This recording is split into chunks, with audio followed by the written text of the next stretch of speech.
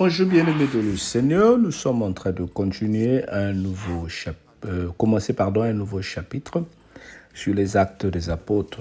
Et ce matin, nous prenons Actes chapitre 12, les 15 premiers versets. Actes chapitre 12, les 15 premiers versets. J'espère que tu prends le temps de lire les Écritures quand tu es à la maison ou quand tu peux. Mais sinon, tu peux aussi écouter ce que nous sommes en train de lire pour toi. C'est vraiment l'objectif de ces enseignements. Vers le même temps, le roi Hérode se mit à maltraiter quelques membres de l'Église. Et il fit mourir par l'épée Jacques, frère de Jean. Voyant que cela était agréable aux Juifs, il fit encore arrêter Pierre. C'était pendant les jours de pain sans levain. Après avoir saisi et jeté en prison, il le mit sous la garde de 4 escouades de 4 soldats chacune, avec l'intention de le faire comparaître devant le peuple après la Pâque. Pierre était gardé dans la prison, et l'Église ne cessait d'adresser pour lui des prières à Dieu. La nuit qui précéda le jour où Hérode allait le faire comparaître, Pierre, lié de 2 chaînes, dormait encore entre 2 soldats, et des sentinelles devant la porte gardaient la prison. Et voici un ange du Seigneur survint, et une lumière brilla dans la prison.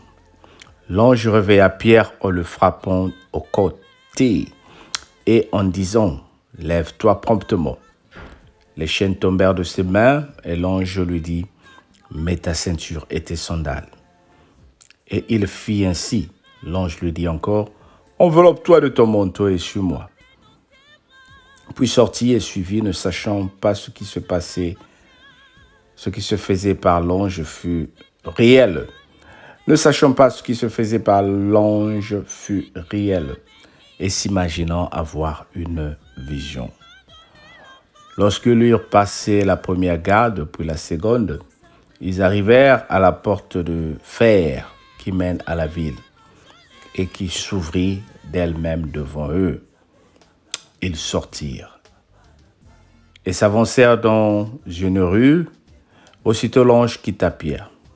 Revenu à lui-même, Pierre lui dit « Je vois maintenant d'une manière certaine que le Seigneur a envoyé son ange et qu'il m'a libéré de la main d'Hérode. » Et tout ce que le peuple juif attendait. Après avoir réfléchi, il se dirigea vers la maison de Marie, mère de Jean, surnommée Marc, où beaucoup de personnes étaient réunies et priaient.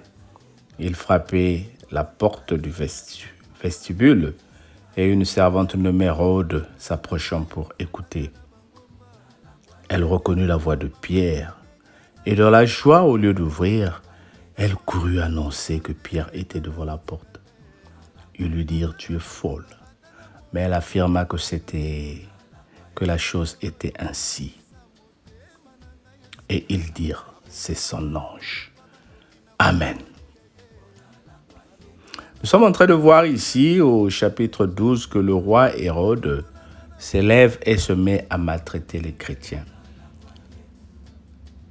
Il fait mourir Jacques, qui est le premier des disciples à tomber sous l'épée. Et ça lui fait plaisir, il commence à mener la guerre dans le camp des apôtres. C'est ce qui arrive dans la vie de tous les jours. Lorsque l'ennemi frappe et qu'il pense qu'il a la victoire, il va continuer à frapper et il va continuer à menacer. Pierre est arrêté et jeté en prison. Pendant qu'il dort, le Seigneur envoie un ange le libérer. Mais pourquoi le Seigneur n'a pas envoyé un ange pour libérer Jacques? Pourquoi, quand Jacques a été arrêté, ça l'a amené à la mort et Pierre est venu et Pierre a été libéré? C'est le mystère de Dieu. Dieu avait un message et une mission particulière avec Pierre. Il avait dit à Pierre que sur toi, je bâtirai mon église. Cela ne veut pas dire que Jacques était les moindres, mais chacun avait son destin dans le plan de Dieu. Voilà pourquoi nous disons toujours, chacun est unique dans le plan de Dieu. Tu ne peux pas comparer ta situation à une autre personne pour dire, mais pourquoi le frère Alain a ça? Pourquoi chez lui, ils vivent ça et moi, je n'en vis pas? Alors que nous sommes tous des chrétiens. Dieu a un plan pour chacun de nous. Et chaque personne destinée à montrer la gloire de Dieu selon son histoire.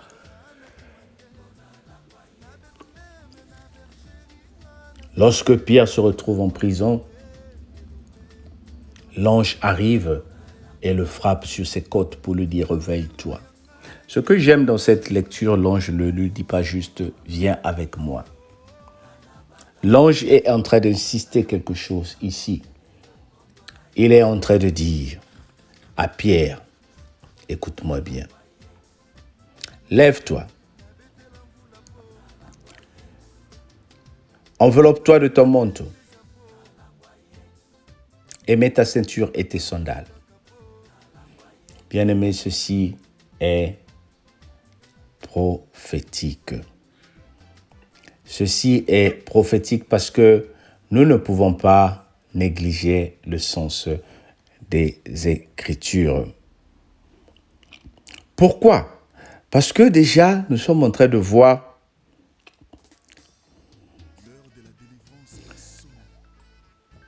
ici la grâce que le Seigneur est en train de nous montrer.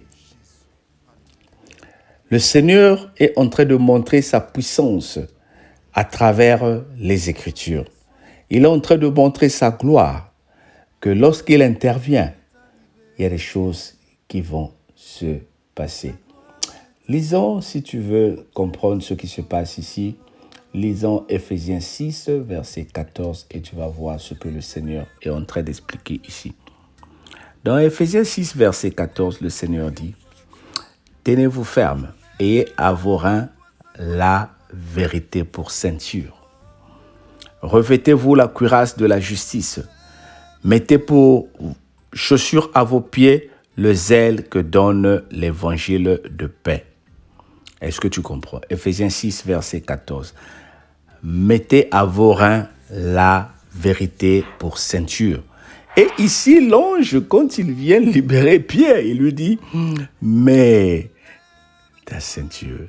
L'ange est en train de dire à Pierre ici de se lever, mais de s'habiller et de se préparer parce qu'il ne devait pas sortir comme ça. Je reprends encore cette partie parce qu'elle est très importante. L'ange lui dit, enveloppe-toi de ton manteau. Il lui dit d'abord, mets ta ceinture et mets tes sandales. Et la parole de Dieu est en train de comparer la Bible ici. Il dit, la ceinture, c'est la vérité. Bien aimé, la parole de Dieu, c'est la vérité. Il fallait que Pierre voie déjà ici le mystère de la foi. On lui dit de mettre la parole de Dieu comme ceinture. Nous devons prendre la parole de Dieu comme ceinture pour l'annoncer aux autres. C'est une vérité. Un enfant de Dieu doit dire la vérité. Et la vérité se trouve dans la parole de Dieu. Sans la vérité, nous ne pouvons pas avancer. Sans la vérité, nous ne pouvons pas changer le monde. C'est l'ange qui est en train de préparer Pierre. Je vais te faire sortir, je vais te libérer d'une situation dans laquelle tu te trouves. Mais messieurs, je t'enverrai la ceinture, la parole de Dieu. Es-tu en difficulté? Es-tu dans une prison des problèmes? Tu as comme l'impression que les problèmes ne marchent pas dans ta vie? Mais alors, mets autour de terrain, la parole de Dieu qui est la vérité. Est-ce que tu aimes la parole de Dieu? Est-ce que tu la médites jour et nuit pour la mettre en pratique? Elle va te servir de ceinture. Si tu ne mets pas la ceinture, mais ton pantalon va tomber, les gens vont voir ta nudité. Voilà pourquoi nous avons besoin de la parole de Dieu pour nous protéger, pour que Dieu nous donne le zèle de marcher, pour que le diable ne nous humilie pas. Je continue. Et l'ange dit encore à Pierre, et tes sandales, mets tes sandales. Et quand tu regardes dans Éphésiens 6, verset 14, la Bible lui dit, mettez pour chaussure à vos pieds le zèle que donne l'évangile, que l'évangile de paix. Bien-aimé, mettez pour chaussure à vos pieds le zèle que donne l'évangile de paix.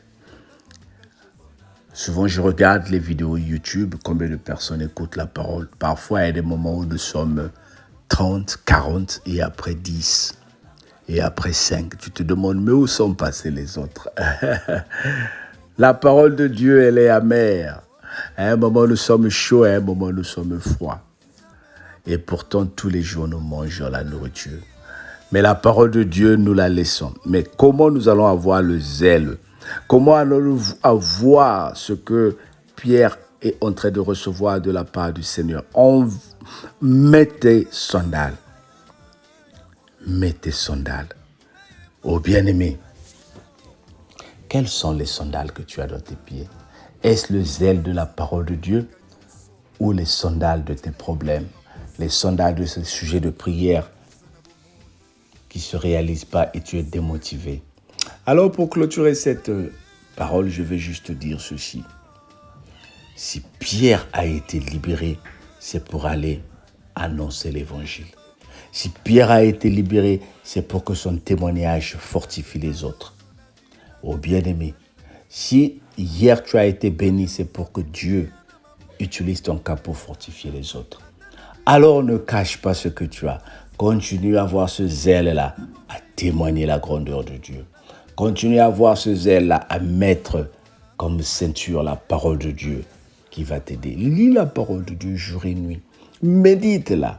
Oui, tu verras que les choses vont changer et la gloire de Dieu est devant ta porte. Sois béni au nom de Jésus, notre Seigneur et Sauveur. Amen. Mais ce soir, c'est le grand jour où nous avons notre direct avec un invité, prédicateur Papa Cardo. Sois connecté à 22h heure de France sur direct de la cellule de prière à la gloire de Dieu, sur Facebook ou sur YouTube, ce qui t'arrange. Nous serons bénis. Même sur Instagram, nous serons bénis. Alors viens, nous allons prier pour les malades. Nous allons prier pour toutes les situations et écouter la parole de Dieu. Que le Seigneur te bénisse au nom de Jésus. Entre-temps, nous te disons bonne nuit. Bonne journée. Et on se dit à ce soir. On se dit à ce soir. Parce que je suis impatient d'arriver la nuit. Voilà pourquoi je dis bonne nuit. Je suis impatient d'arriver à 22h pour que nous passions une bonne nuit de prière. On se dit bonne journée et à ce soir au nom de Jésus. Bye bye.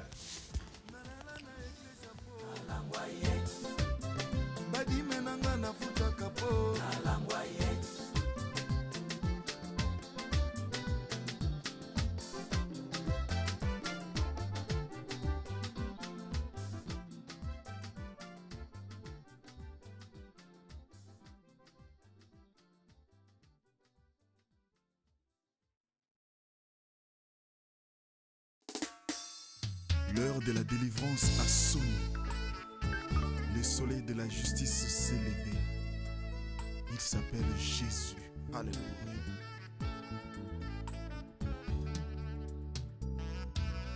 Lève-toi et sois éclairé, car ta lumière est arrivée. Et la gloire de l'Éternel s'élève sur toi.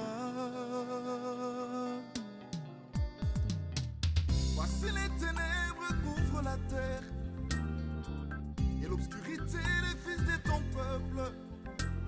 Mais sur toi sa gloire apparaît.